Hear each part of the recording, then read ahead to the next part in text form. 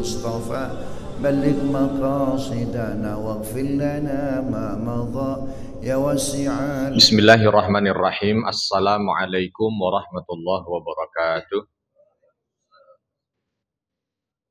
Alhamdulillah wassalatu wassalamu ala Rasulillah ya mab'ad. Rabbi shrah li sadri wa yassir li amri wahlul 'uqdatam min lisani yafqahu qawli.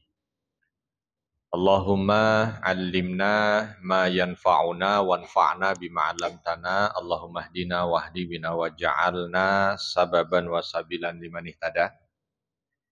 Segala puji hanya bagi Allah, salawat dan salam semoga senantiasa tercurah kepada junjungan kita Nabi besar Muhammad sallallahu alaihi wasallam. Alhamdulillah kita sudah sampai di hari yang ke-10. Mudah-mudahan semua puasa, ibadah diterima oleh Allah Subhanahu wa taala dan doa diijabah. Dan insya Allah mudah-mudahan di sisa hari Allah Subhanahu wa taala berikan kemudahan pada kita untuk bisa mengisinya dengan berbagai macam amal saleh yang insya Allah ini yang akan membuat kita menjadi manusia bertakwa. Bapak Ibu sekalian yang dirahmati Allah, saya dapat tema pada kesempatan siang hari ini bagaimana bermujahadah bagi umat yang berizzah. Dan saya yakin ini pilihan materinya bukan hanya sekedar karena mau disesuaikan dengan sajaknya berakhir H, bukan. Ya. Tapi memang betul-betul bagaimana Ramadan ini menjadi sarana bagi kita sebagai seorang muslim, sebagai seorang beriman untuk menjadi sarana mujahadah. Mujahadah itu alladzina jahadu fina lanahdiyannahum subulana. Mujahadah itu adalah upaya sungguh-sungguh untuk bisa mendapatkan pertolongan dan ridho dari Allah Subhanahu wa taala. Sedangkan izzah itu adalah kemuliaan. Walillahi al-izzah. Bagi Allah lah segala apa kemuliaan, jami'a seluruhnya. Maka menggabungkan dua yang ini muaranya dari Allah Subhanahu wa taala. Mujahadah adalah upaya dari kita untuk bisa mendapatkan pertolongan dan ridho dari Allah Subhanahu wa taala. Berarti pertolongan dan ridho ini hadirnya dari sisi Allah. Dan yang izzah itu adalah kemuliaan. Dan kemuliaan ini pun hanya ada pada sisi Allah Subhanahu wa taala. Dan kalau kita lihat puasa mengajarkan kita untuk itu. Bagaimana kita ketika melaksanakan aktivitas puasa yang kita harap bukan yang lain, yang kita harap hanya ridho Allah Subhanahu wa taala. Bermujahadah kita, berupaya kita dari sahur sampai dengan berbuka, menahan lapar, menahan haus, tidak berhubungan suami istri. Kalau yang ditanya, apa yang mau didapat? Bukan yang didapat hanya sekedar pujian manusia, bukan yang didapat hanya sekedar omongan orang, tetapi yang didapat adalah ridho Allah Subhanahu wa taala. Jadi di saat kita berbuka puasa itu kita rasakan bahagianya. Bahagia kita itu dua. Ya, ada dua bahagia itu bagi orang yang berpuasa. Farhatun 'inda fitrihi, bahagia di saat dia itu berbuka puasa. Wa farhatun 'inda liqa'i rabbih, dan dia akan berbahagia di saat nanti dia berjumpa dengan Allah Subhanahu wa taala. Jadi dua kebahagiaan itu kita dapat. Dan ini dia makna dari mujahadah dan izzah. Karena izzah, kemuliaan yang datang dari sisi Allah Subhanahu wa taala itu hanya bisa didapatkan dengan mujahadah. Saya simpulkan materi ini dengan sebuah kisah. Biar tidak terlalu jauh dengan materi rutin yang saya bawa. Karena materi rutin yang saya bawa di sini kita bersama-sama mempelajari tentang peradaban Islam kan. Jadi saya akan menyimpulkan dalam kisah. Di tahun 2 Hijriah. Di tahun 2 Hijriah, di saat Ramadan pertama kali disyariatkan puasa. Jadi puasa Ramadan pertama kali itu ada di 2 Hijriah, bulan Ramadan. Itu Nabi SAW kala itu di akhir bulan Sya'ban termenung di masjid. Dan ketika termenung di masjid itu yang difikirkan oleh beliau ketika melihat ada sahabatnya Utsman bin Affan. Ya Allah, ini sahabat dulu kaya raya di Mekah. Kaya raya. Bajunya, lalu tunggangannya, rumahnya, mewah semuanya. Mewah. Abdurrahman bin Auf juga begitu. Sahabat yang lain begitu. Tetapi begitu mereka hijrah dari Mekah menuju ke Madinah, tidak ada yang mereka bawa dari harta yang mereka miliki kecuali hanya baju di badan. Yang tadinya itu triliuner datang ke tempat mereka yang baru menjadi fakir miskin. Bukan perkara ringan itu. Kalau yang sudah biasa fakir, yang biasa miskin, pindah satu tempat jadi miskin lagi, itu biasa. Itu biasa. Tapi ini bayangkan triliuner. Dan ketika pergi dari Mekah itu, tidak ada yang bisa dibawa dari harta. Zaman dulu belum ada ATM, zaman dulu belum ada sertifikat, belum ada. Jadi kalau ditinggal, berarti ditinggal semuanya. Tanah mereka ditinggal. Hewan ternak mereka ditinggal. Ya. Semua yang ada pada mereka ditinggal. Nah itu yang dilihat oleh Nabi. Sejak hampir setahun lebih datang ke Madinah melihat itu. Kasihan sekali ini sahabat-sahabat ini. Maka Nabi berpikir bagaimana upaya agar sahabat-sahabat yang meninggalkan hartanya di Mekah itu kembali mengambil haknya. Dan itu terjadi di bulan Ramadan. Sehingga Nabi kala itu mengumpulkan tuh sahabat-sahabat yang haknya diambil itu. Ditanya oleh Nabi, kalian mau tidak untuk mengambil hak kalian lagi? Pastilah sebagai manusia mengatakan mau. Walaupun sudah ikhlas itu ditinggal, sudah ikhlas. Tidak ada pikiran di dalam benak para sahabat kala itu, aduh saya nyesel ke sini, saya pengen ngambil lagi. Nggak ada itu. Tapi ketika Nabi bertanya, maukah kalian untuk mengambil? Sahabat fitrah saja sebagai manusia menjawab, mau. Lalu mereka bertanya, kalau memang bisa bagaimana caranya ya Rasul? Kita tidak mungkin balik ke Mekah. Mustahil. Mustahil kita balik ke Mekah, mustahil kita dengan kekuatan yang seperti ini untuk bisa mengambil hak kita. Entah melalui perang, entah melalui... Lalu Nabi mengatakan, kalian tahu bahwa orang-orang Quraisy sering melakukan perjalanan dagang. Nah ini informasi yang aku dapat. Bahwa orang-orang Quraisy, barang dagangannya dibawa oleh Abu Sufyan. Barang dagangan dibawa oleh Abu Sufyan menuju ke arah Syam. Dan aku yakin itu. Pasti di antara barang dagangan yang dibawa oleh Abu Sufyan itu ada onta-onta kalian. Ada barang-barang dagangan kalian yang dirampas oleh mereka. Itu udah pasti. Udah pasti. Maka kita akan mengambil hak. Menunggu mereka pulang dari Syam. Di satu titik kita ambil hak kita. Ingat, Nabi bukan ngerampok. Nabi bukan menjarah. Tapi Nabi mengambil hak. Maka para sahabat kala itu tersenyum. Alhamdulillah ternyata Allah berikan jalan keluar. Sehingga kita tidak selalu ingin memberatkan para sahabat Ansor di sini. 1 tahun ini berat buat mereka-mereka yang sudah terbiasa hidup dengan harta yang cukup, harus nebeng. Lalu berangkat. Keberangkatannya hanya orang-orang muhajirin. Kurang lebih sekitar 70-80 orang sahabat dari Mekah itu berangkat. Tapi begitu mau berangkat, sahabat Ansor yang asli Madinah melihat. Lalu bertanya pada Nabi, ya Rasul, mau kemana ini? Dengan para sahabat yang datang dari Mekah ini. Para sahabat muhajirin. Nabi hanya mengatakan kami ingin mengambil hak kami. Diceritakan oleh Nabi begini, begini, dan begini. Di luar dugaan sahabat Ansor yang asli Madinah ini justru mengatakan kepada Nabi, ya Rasul, tidak ada lagi sekarang yang datang dari Mekah dan yang tinggal di Madinah. Semua kami bersaudara. Maka kalau sahabat kami yang datang dari Mekah ini berkeinginan untuk bisa mendapatkan haknya dan mereka akan berangkat menuju ke Badar, maka kami ikut. Nabi mengatakan, tidak, ini urusannya orang-orang Mekah supaya tidak memberatkan kalian. Sudah cukup 1 tahun lebih ini kalian terbebani oleh kami. Tapi orang-orang Ansor mengatakan, tidak wahai Rasul, tidak ada kata beban untuk saudara. Singkat cerita berangkat, terkumpul 300 sekian orang. Jadi lebih banyak yang nganter itu. Yang yang muhajirin kurang lebih 70-80, yang ngantar berarti berapa kalau 300 itu ya? 200 lebih. Makanya wajar kalau kita sekarang juga begitu. Yang berangkat umroh 1, yang ngantar 1 bis. Sudah sejak zaman dahulu kala. Ya, yang namanya nganter itu lebih banyak. Berangkat ini. Begitu sampai di Badar, ini misi rahasia. Misi rahasia tidak diumumkan. Tidak. Misi rahasia.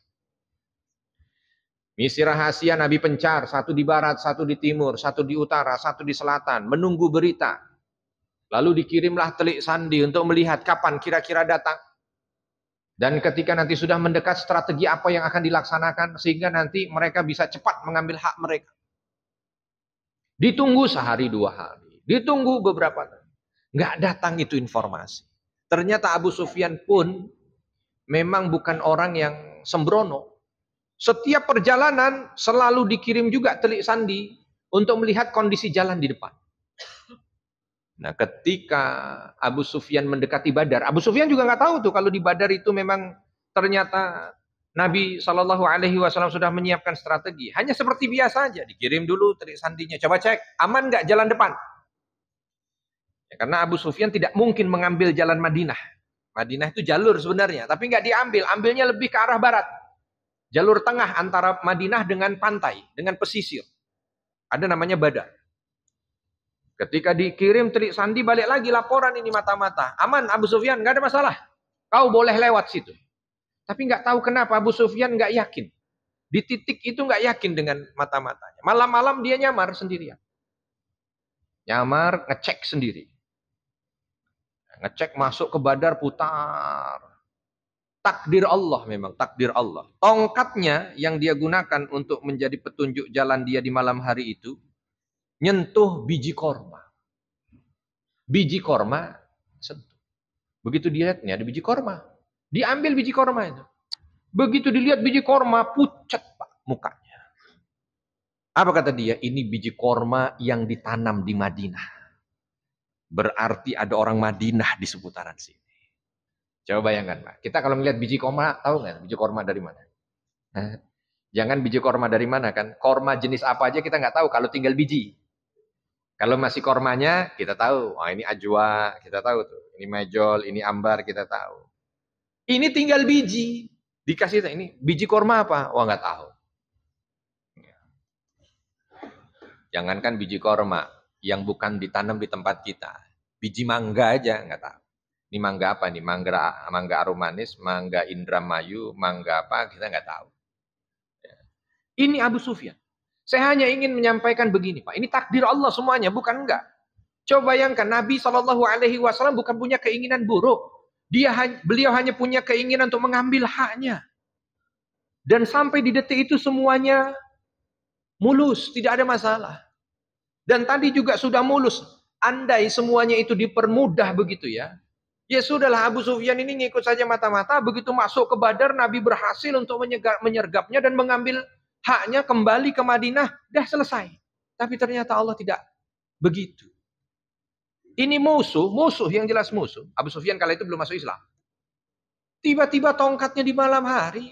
Kok bisa-bisanya kena biji korma itu. Dan ketika biji korma dilihat, tahu kalau itu biji korma yang ditanam di Madinah. Dan otaknya langsung connect. Ini berarti ada orang Madinah ke sini. Nggak mungkin orang, kalau nggak ada orang Madinah kok biji kormanya sampai di sini. Balik itu langsung segera Abu Sufyan menuju ke kafilah dagangnya. Nggak pakai tunggu besok, malam itu langsung bergerak menuju ke Mekah. Lewat jalur pantai. Nabi kala itu nggak tahu. Coba bayangkan. Nggak serta-merta juga Allah Subhanahu wa Ta'ala kirim malaikat Jibril gitu ya. Kasih tahu, udah bergerak ke sana. Nggak tahu, semuanya nggak tahu. Bahkan kala itu Abu Sufyan berhasil menyewa satu petugas yang biasa bawa surat. Diminta untuk ngirim surat ini 1 hari sampai di Mekah.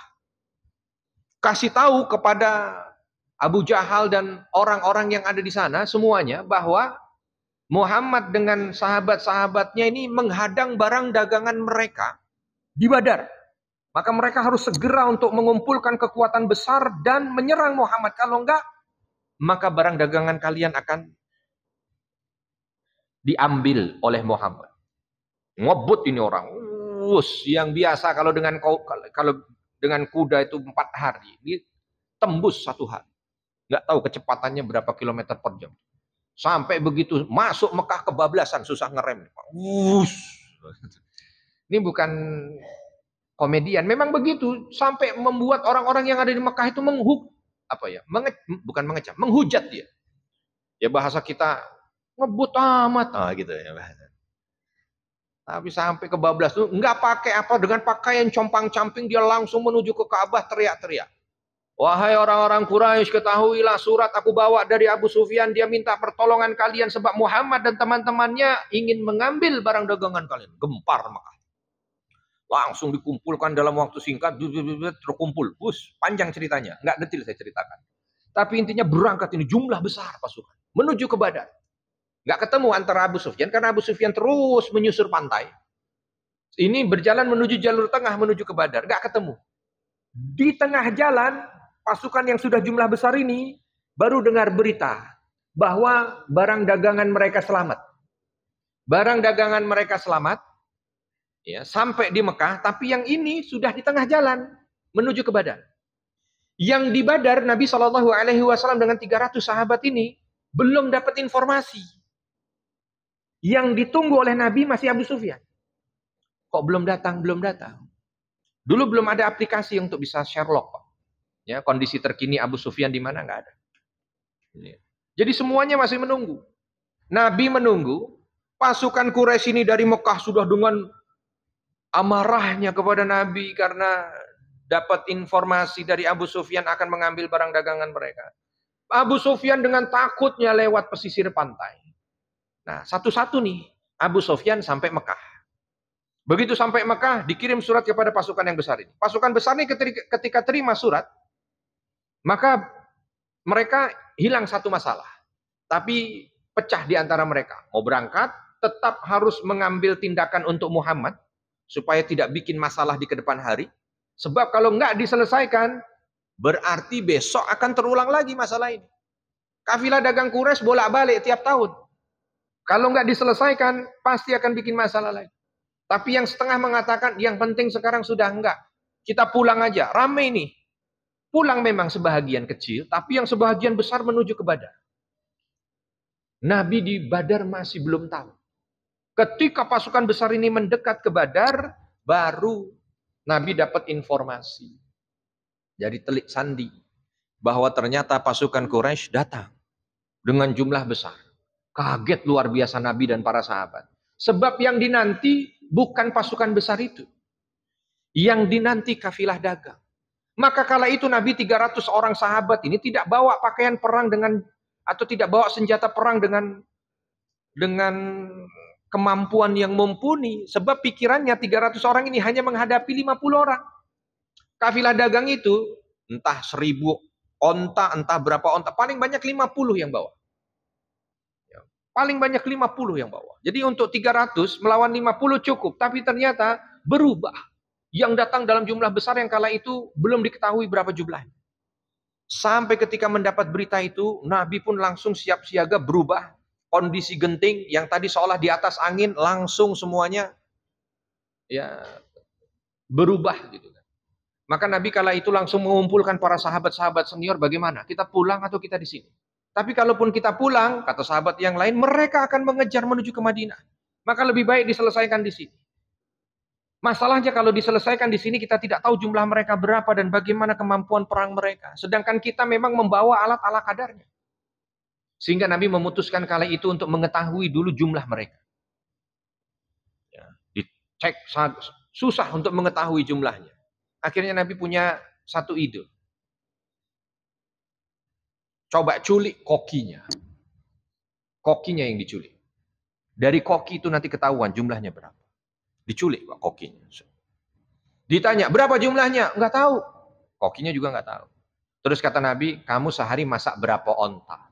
Oh, kami masak sekian onta. Oh, kalau masak segitu berarti jumlah mereka sekitar kurang lebih 1000.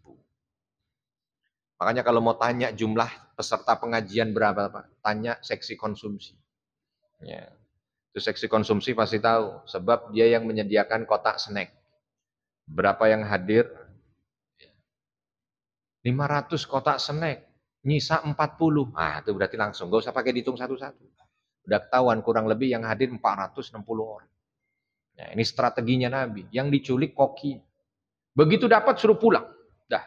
Balasannya dibebaskan, jangan bicara sama tuannya. Nah, betul memang dia Amanah, nggak bicara sama Tuhan. Begitu tahu jumlahnya 1000, Nabi langsung malam hari itu menentukan posisi. Mereka masih dalam perjalanan, mereka akan mendekat ke kita, maka kita cari posisi. Semua sumber air ditutup. Nah, disinilah mulai mujahadah itu. Mujahadah itu dimulai di sini. Kalau tadi kita judulnya itu mujahadah untuk umat berizzah. Mujahadahnya nih, perjuangan. Perjuangan itu mujahadah itu begitu, perjuangan yang sungguh-sungguh. Yang punya titik effort yang luar biasa. Sampai perjuangan itu, kita itu iltijaknya benar-benar hanya kepada Allah. Jadi kalau mau tahu apa sih arti mujahadah, yang diartikan kebanyakan berjuang. Mujahadah itu bukan hanya sekedar berjuang. Jadi mujahadah itu perjuangan, yang sampai dalam perjuangan untuk menggapai apa yang kita harapkan itu sampai kalimat keluar, ya Allah. Nah, begitulah, kurang lebih. Merasa diri kita kecil. Daya upaya sudah kita keluarkan, tapi nampaknya ini kalau bukan karena pertolongan Allah, tidak akan berhasil. Itu mujahadah. Jadi kalau cuma sekedar goreng tempe, bukan mujahadah. Waduh, ini goreng tempenya mujahadah. Ini nggak ada goreng tempe mujahadah. Oh, ini mengadakan pengajiannya ini duhur nih mujahadah. Kalau memang betul-betul sampai betul-betul mohon sama Allah itu kalimat ya Allah, tolong hamba, itu berarti mujahadah. Tapi kalau enggak, ya enggak. Jadi mujahadah begitu. Makanya dapat jaminan dari Allah Subhanahu wa taala, alladzina jahadu fina lanahdiyannahum subulana. Yang betul-betul dia bermujahadah dengan makna yang hakiki tadi saya sampaikan. Ya, apa makna mujahadah? Alladzina jahadu fina, yang benar-benar bermujahadah. Apa makna mujahadah? Ketika dia berjuang dengan sungguh-sungguh sampai titik usaha paling atas, lalu dia merasa bahwa dirinya lemah, lalu menyandarkan pada Allah Subhanahu wa taala. Memohon dengan begitu tadarru' kepada Allah Subhanahu wa taala sampai keluar kalimat ya Allah, tolong hamba. Itulah dia mujahadah. Maka setelah itu Allah akan berikan petunjuknya kepada hamba tersebut. Dan itu yang terjadi di Badar. Itu yang terjadi di Badar. Nabi kala itu begitu strategi sudah, Nabi tidak langsung muka beliau bisa ceria begitu, enggak. Langsung muka beliau tuh serius. Diikuti keseriusan semua sahabatnya, sebab dalam sisi teori selesai itu sudah. Dalam sisi teori tidak akan mungkin menang. Pasukan mereka yang begitu besar, persiapan mereka apa segala macam lawan, mustahil menang.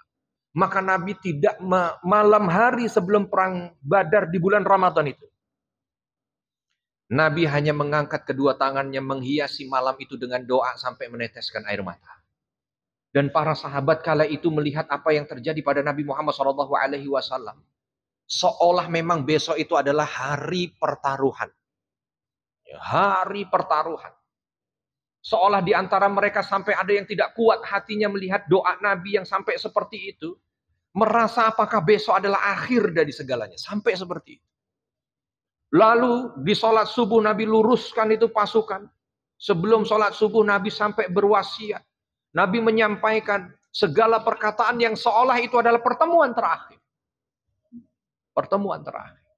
Ketika pasukan berhadap-hadapan, Nabi mengangkat tangannya kepada Allah. Lalu Nabi menyampaikan, ya Rabb, kalau bukan karena pertolonganmu, kalau engkau tidak tolong hamba, tidak tolong mereka-mereka yang menolong agamamu di tempat ini, maka setelah ini mungkin tidak ada lagi yang menyembah. Sampai seperti itu. Itulah mujahadah. Itu mujahadah. Dan ternyata betul.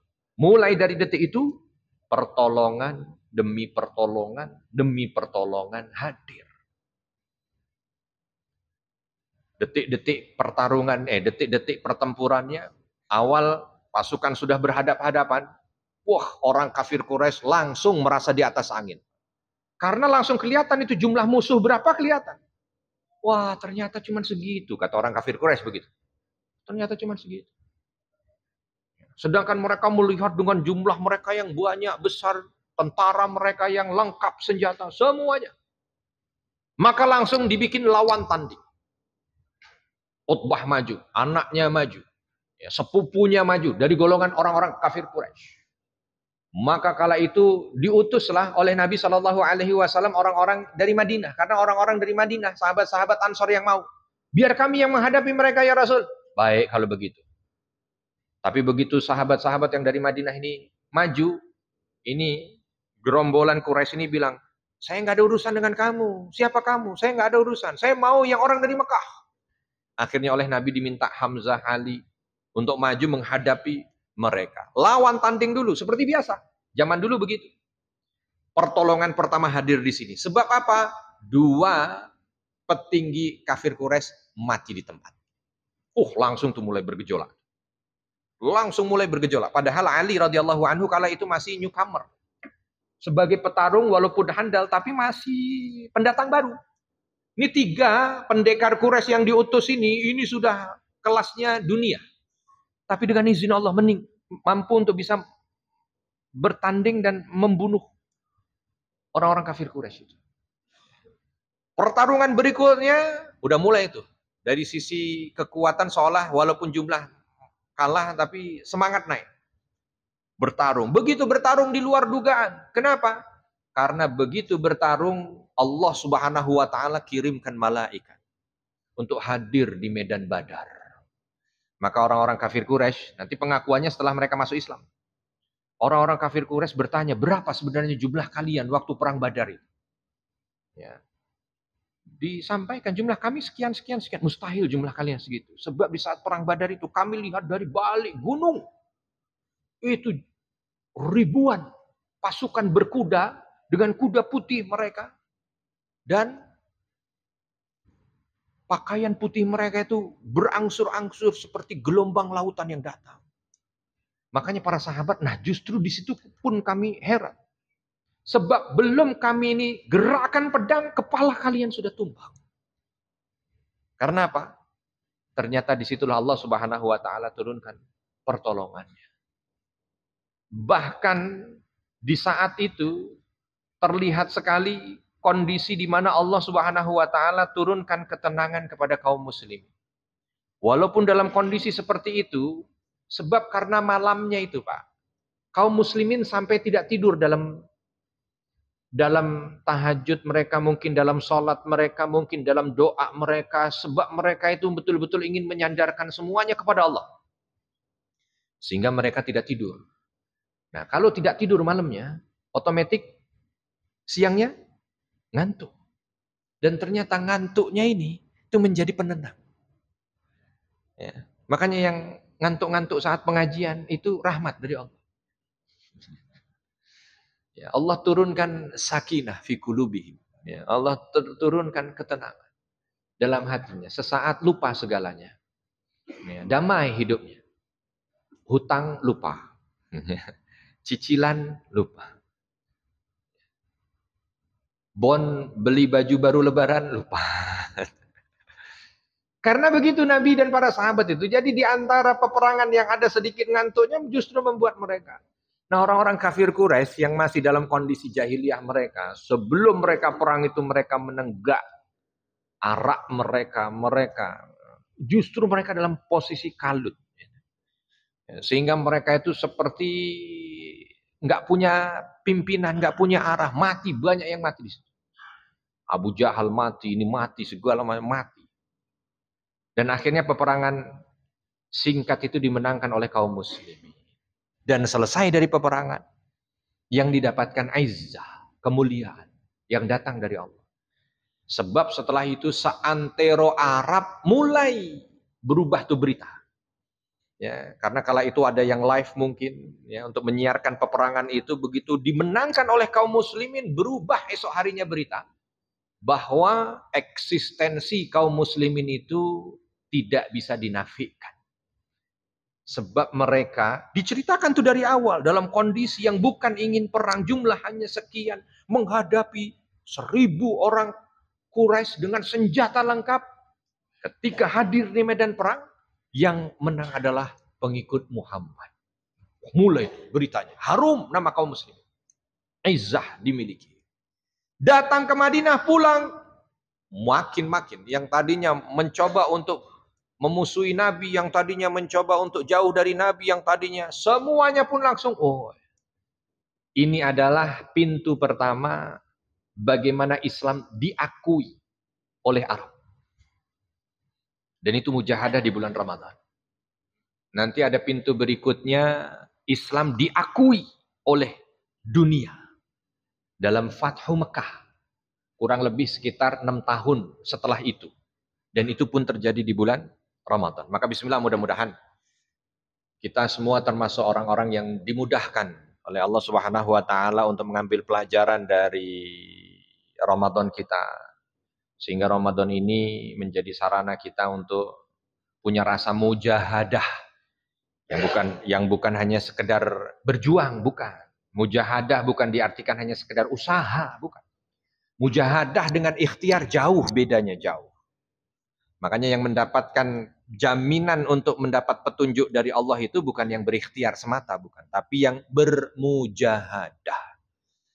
Mereka-mereka yang bermujahadah akan mendapatkan petunjuk dari Allah, pertolongan dari Allah, dan ketika mereka terus sabar dengan mujahadahnya, maka yang akan mereka dapatkan adalah izzah dari Allah Subhanahu wa taala,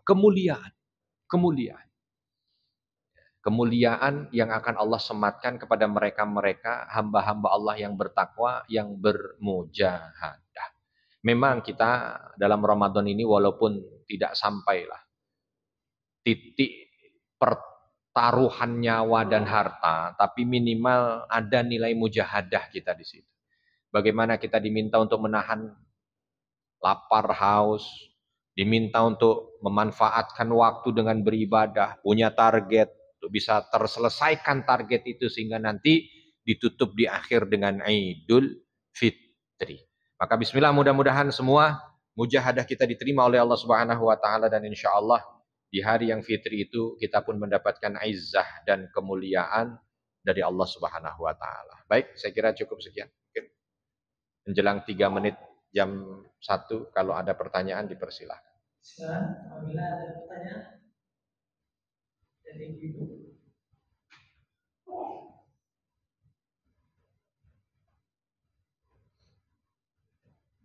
Dari Bapak ada pertanyaan?